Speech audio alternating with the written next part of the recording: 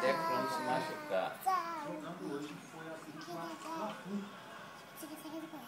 no segundo tempo. Muita bronca do Abel ou o Abel tem que ser mais contido, mais tranquilo para esse intervalo de jogo, hein, velho? Não tem, eu acho que ele está conversando mais com o time, tentando acertar o posicionamento. Eu acho que ainda não é momento de bronca, não. Eu gosto disso, está vendo tudo mesmo.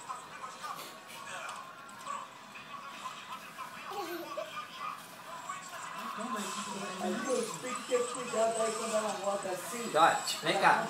Olha aqui, vai ficar solto. O Rafael Soares conversaram no vestiário, agora a questão do Abel na segunda metade do jogo. Vai ficar tonta. A tática ideal, estão tentando, mas tá difícil. Estão sendo combinados inteligente. Não, olha aí, vem cá, olha só, vai Ela cá. machuca, tio. Luizy. Ela ficar rodando, ela machuca. Roda com violência. Ela machuca a caneta na porta. Ai, mudou. Não, agora não tá tonta, não. Não, mas se ela ficar rodando, ela eu fico rodando ela assim, ó.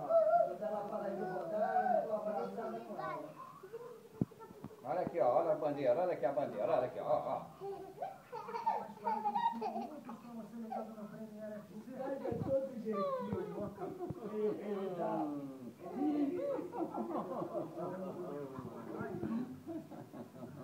Vamos mais uma vez? Mas aqui viu agora, ó.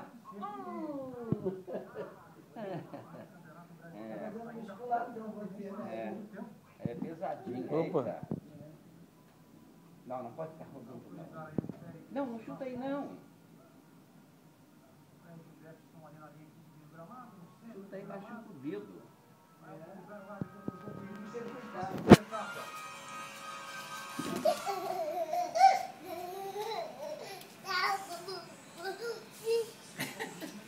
Agora vê, gosta de rodar, é mole? Não, olha aí. Tem que ter cuidado se não ficar tonta.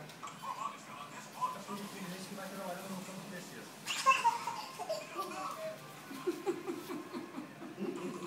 Saiu com o Carlinhos. Esperando para focar a bola. É só, Fica tonta, bate, machuca a cabeça. Machuca a cabeça. Vamos fazer de avião. Vamos jogar ela 2 e 3. Chegou, tentou fazer a concentração na marcação, colocou de calcanhar, só que o Wagner estava longe da jogada, não tem que chegar. Vai lá com a avó, cadê a avó?